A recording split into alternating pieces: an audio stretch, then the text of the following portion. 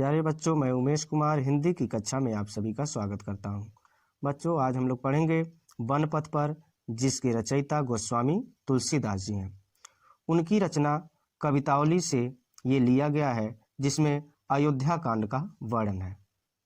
राम, लक्ष्मण और सीता ये तीनों लोग अयोध्या से वन के मार्ग पर निकले हैं, जिसमें सीता जी के थकान का वर्णन किया गया है कि वह बहुत थक चुकी हैं। उसी बात को इस समया के माध्यम से तुलसीदास जी कहते हैं। पुरते निकसी रघुवीर वधु, धरि धीर दये मग में डग द्वय, झलकी भरी भाल कनी जल की, पुट सुखी गए मधुराधर वय। फिर बूझती हैं चलनो अब के तिक, पर्ण कोटि करी हो कित हैं, तिय की लखी आतुर तापिय की, अखियायति चारु चली जल चय। तिय की लखी आतुर तापिय की, अखियायति चारु चली जल चय। आइए बच्चों, इसके भावार्थ को देखते हैं। पुरते निकसी रघुवीर वधु, रघुवीर वधु अर्थात सीता जी पुरते अपने गांव से, अपने नगर से। धर धीर माने धीरज धर के, मग माने रास्ते में, डग द्वय माने दो ही कदम। इसमें सीता जी के थकान का वर्णन किया गया है कि सीता जी बड़ी थक गई हैं। पुरते यानी अपने गांव, अपने नगर से सीता जी जैसे ही किसी तरह से धीरज धर के रास्ते में अभी दो ही कदम निकली थी। उन्होंने नगर से निकलकर वन पथ पर बड़े ही धीरज धर के, धीरज के साथ दो ही कदम अभी रखा था, दो ही कदम अभी चला था। तब तक झलकी भरी भाल कनी जल की, तब तक उनके मस्तक पर थकान के कारण पसीने झलकने लगे। कनी जल की यानी जल के कण अर्थात पसीना। तब तक उनके भाल माने मस्तक, तब तक उनके मस्तक पर थकान के कारण पसीने की बूंदें झलकने लगी। पुट सूख गए मधुराधर वय, और उनके दोनों मधुर होठ पूरी तरह से सूख गए, और उनको दोनों मधुर होठ प्यास के कारण पूरी तरह से सूख गए। फिर बूझती हैं चलनो अब केतिक, और फिर पूछने लगती हैं कि अभी कितनी दूर चलना है। अर्थात सीता जी काफी थकी हुई हैं और वो पूछ रही हैं कि अभी कितनी दूर चलना है। पड़ कुटी करियों की तो हैं, और कितनी दूर पर पत्तों की कुटिया बना करके रहना है। पड़ कुटी माने पत्ते की कुटिया, और अभी कितनी दूर पर पत्ते की कुटिया बना करके रहना है। तिय की लखी आतुरता पिय की, आतुरता माने व्याकुलता, तिय माने पत्नी, और अपनी पत्नी की व्याकुलता को देखकर पिय अर्थात श्री रामचंद्र जी के अखियों से चारु माने सुंदर, चली माने चल दी, जल माने जल, चुय माने चूने लगी, और श्री रामचंद्र जी के आंखों से जल चूने लगा अर्थात आंसू बहने लगा। अपने पत्नी की व्याकुलता को देखकर श्री रामचंद्र जी के सुंदर नेत्रों से आंसू बहने लगे। अगला देखते हैं। जल को गए लखन है लरिका, परिखों पी अच्छा है घरिक हमें ठाढ़े, पोछी पसेऊ बयारी करो, और उपाय पखारी ओ भूभरी डाढ़े। तुलसी रघुवीर प्रियाश्रम जानिकै, बैठी विलंब लोकंटक काढ़े, जानकी नाह को नेह लख्यो, पुल को तनु बारी बिलोचन बाढ़े। जल को गए लखन है लरिका, सीता जी कहती हैं कि जब तक लक्ष्मण जी जल लेने के लिए गए हैं, तब तक हे प्रिय उनकी प्रतीक्षा कर लेते हैं। परिखों माने प्रतीक्षा। जब तक लक्ष्मण जी जल लेने के लिए गए हैं, छाह धरी कहवे ठाढ़े, तब तक कहीं छाव में कुछ समय खड़े होकर उनकी प्रतीक्षा कर लेते हैं। पोछ पसेव बयारी करो, इतनी देर में मैं आपकी पसीने को पोंछकर हवा कर दूंगी। बयारी माने हवा। इतने देर में मैं आपके पसीने को पोंछ करके हवा कर दूंगी। और पाय पखारियो भूभर डाढ़े, भूभर माने गर्म रेत पर, और गर्म रेत पर चलने से आपके पांव जल रहे हैं, उनको मैं पखार दूंगी अर्थात धुल दूंगी। वो कहती हैं, और गर्म रेत के चलने पर आपके जो पांव गर्म हो गए हैं, जल रहे हैं, उनको मैं धुल दूंगी। तुलसी रघुवीर प्रियाश्रम जान के, तुलसीदास जी कहते हैं श्री रामचंद्र जी यह समझ गए कि सीता जी थक चुकी हैं। श्रम यानी थकान, विश्राम की स्थिति। श्री रामचंद्र जी ये जान जाते हैं कि सीता जी बहुत थक चुकी हैं, वह विश्राम करना चाहती हैं। वह बैठ जाते हैं। बैठ विलंब, वह कुछ समय के लिए बैठ जाते हैं। लव कंटक काढ़े और उनके पैरों से कांटा निकालने लगते हैं। वह कुछ देर के लिए बैठ जाते हैं और उनके पैरों में चुभे हुए कांटे निकालने लगते हैं। जानकी नाह को नेह लख्यों, पुल को तनुबार विलोचन बाढ़े। जानकी अर्थात सीता जी। सीता जी अपने पति का ऐसा प्रेम देखकर, सीता जी अपने पति का ऐसा प्रेम देखकर बड़ी ही पुलकित होती हैं। पुलको तन, बड़ी ही पुलकित होती हैं, बड़ी ही प्रसन्नित होती हैं और उनके आंखों से आंसू बहने लगते हैं। बार विलोचन बाढ़े, उनके नेत्रों से आंसू बहने लगते हैं। सीता जी अपने पति के प्रेम को देखकर बड़ी प्रसन्नित होती हैं और उनकी आंखों से आंसू बहने लगते हैं। आइए बच्चों तीसरा देखते हैं। रानी मैं जानी अजानी महा, पबि पाहन हूँ ते कठोर हियो हैं।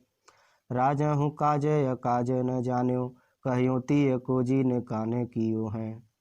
ऐसी मनोहर मूर्तिये, बिछुरे कैसे प्रीतम लोग जियो हैं। आखिन में सखी राखी बेजोग, इन्हें किमी के बन बासे दियो हैं। आखिन में सखी राखी बेजोग, इन्हें किमी के बन बासे दियो हैं। राम, लक्ष्मण और सीता जी जिस वन मार्ग से होते हुए जा रहे हैं, उस वन मार्ग के रास्ते पर जो घर पड़ रहा है, जो गांव पड़ रहा है, उस गांव की कुछ वधुएं आपस में बात कर रही हैं। तो ये एक सखी दूसरे सखी से कहती है, वो पूछती है, हे सखी, रानी मैं जानी अजानी महा। वह रानी बड़ी ही अजानी होगी। अजानी माने अज्ञानी अर्थात मूर्ख। वह रानी बड़ी ही मूर्ख होगी। पबि पाहन होते कठोर, यो पाहन माने पत्थर, हियो माने हृदय, और उसका हृदय पत्थर की तरह से कठोर होगा। वह रानी बड़ी ही अज्ञानी होगी, बड़ी ही मूर्ख होगी और उसका हृदय पत्थर की तरह से कठोर होगा। जिसने इन कोमल शरीर वाले राजकुमारों को वनवास दिया है, अर्थात वनवास में जाने के लिए कह दिया है। राजा हूँ काज अकाज न जान्यो, वह राजा भी, काज माने अच्छा, अकाज माने बुरा, वह राजा भी अच्छा और बुरा नहीं जाना। कहियो तिय को जिन कान कियो हैं। कहियो माने कहने पर, तिय माने पत्नी के, वह मात्र पत्नी के कहने पर इनको वनवास भेज दिया है।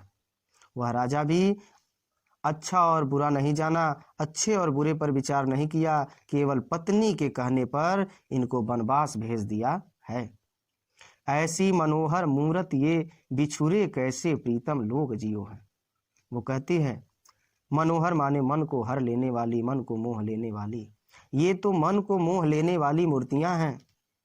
ये तो मन को मोह लेने वाली, मन का हरण कर लेने वाली मूर्तियां हैं। न जाने इनके बिछुड़ जाने पर इनके प्रेमी लोग कैसे जीवित होंगे। न जाने इनके बिछुड़ जाने पर इनके प्रेमी लोग, इनके चाहने वाले लोग कैसे जी रहे होंगे। आँखिन में सखी राखिबे जो, हे सखी, ये राजकुमार तो आंखों में रखने योग्य हैं।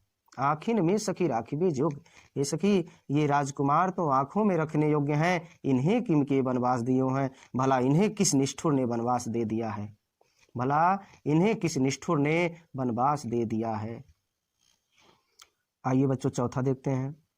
शीश जटाउर बाहु विशाल, बिलोचन लाल तिरछी सिभौहें। तून सरासन बान धरे, तुलसी बन मार्ग में सूठी सुहें। सादर बारही बार शुभाय, चिते तुम त्यो हमरो मन मोहे। पूछति ग्राम बधु सियसो, कहो सामरे से सखी रावरी को है। पूछति ग्राम बधु सियसो, कहो सामरे से सखी रावरी को है। यहाँ गांव की बधुएं सीता से पूछती हैं, गांव की बधुएं सीता से पूछती हैं, शीश जटाउर बाहु विशाल, कि जिनके सिर पर जटाएं हैं। शीश माने सिर, जटा माने जटा। जिनके सिर पर जटाएं हैं। उर बाहु विशाल, उर माने हृदय, बाहु माने भुजाएं और विशाल माने विशाल। और जिनकी भुजाएं और वक्ष स्थल अर्थात जिनका हृदय और भुजा दोनों विशाल हैं, विलोचन लाल और जिनकी आंखें लाल लाल हैं, तिरछी सी भौहें और जिनकी भौहें तिरछी हैं।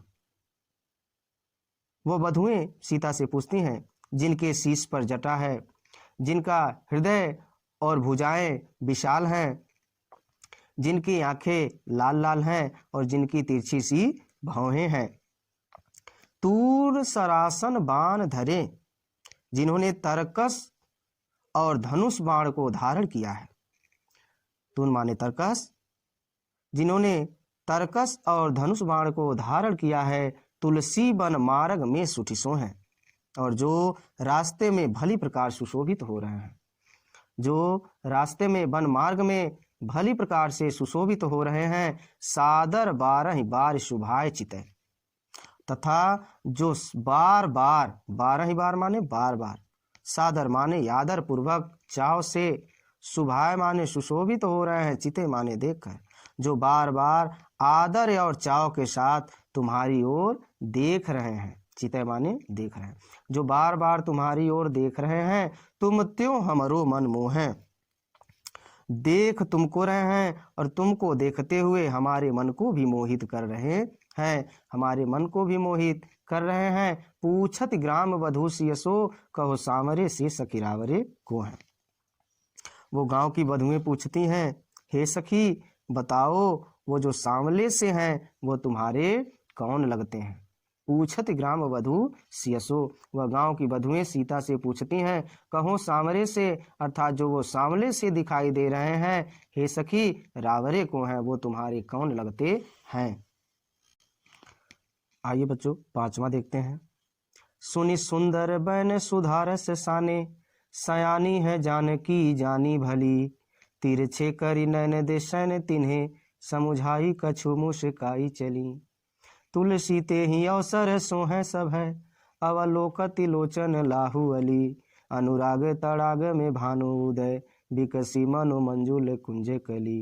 अनुराग तड़ाग में भानु उदय, बिकसी मनो मंजुल कुंज कली। सुनि सुंदर बैन सुधारस साने। ग्राम वधुओं के अमृत से पूर्ण मधुर वचनों को सुनकर सुधारस साने माने अमृत से सने हुए, सुंदर बैन माने सुंदर वचन को, ग्राम वधुओं के अमृत से सने हुए सुंदर वचनों को सुनकर सयानी है जानकी जान भली, चालाक सीता जी, चतुर सीता जी जान जाती हैं कि वो क्या पूछना चाहती हैं, वह उनकी भावनाओं को समझ जाती हैं। ग्राम वधुओं के अमृत से पूर्ण सुंदर वचन को सुनकर के चतुर सीता जी समझ जाती हैं उनकी भावनाओं को कि वो क्या पूछना चाहती हैं। और तिरछे कर नैन दे सैन तिन्हें, सीता जी ने उनके प्रश्न का उत्तर, सीता जी ने उनका प्रश्न का उत्तर अपनी मुस्कुराहट के साथ तिरछी भरी नैन से अर्थात तिरछे संकेत से ही दे देती हैं। सीता जी उनके प्रश्नों का उत्तर संकेत भरी तिरछी नेत्र से ही, तिरछी दृष्टि से ही दे देती हैं और मुस्का करके फिर आगे बढ़ जाती हैं, मुस्का करके फिर चल देती हैं। तुलसी ते ही अवसर सोहें सब है, तुलसीदास जी कह रहे हैं उन्हें मुख से कुछ बोलने की आवश्यकता नहीं पड़ी, वह अपनी नजर को तिरछा कर करके और मुस्का करके आगे चल दी। और यह अवसर बड़ा ही शोभायान है। तुलसी ते ही अवसर सोहें सब है, यह अवसर बड़ा ही सुशोभित हो रहा है। अवलोकित लोचन लाहुअली, जो सभी लोग अपने नेत्रों से उसका लाभ ले रही हैं। यह सुंदरता, यह सौंदर्य, यह अवसर बड़ा ही सुशोभित हो रहा है, जिसका सभी लोग अपने नेत्रों से लाभ प्राप्त कर रही हैं, अपने नेत्रों से लाभ ले रही हैं।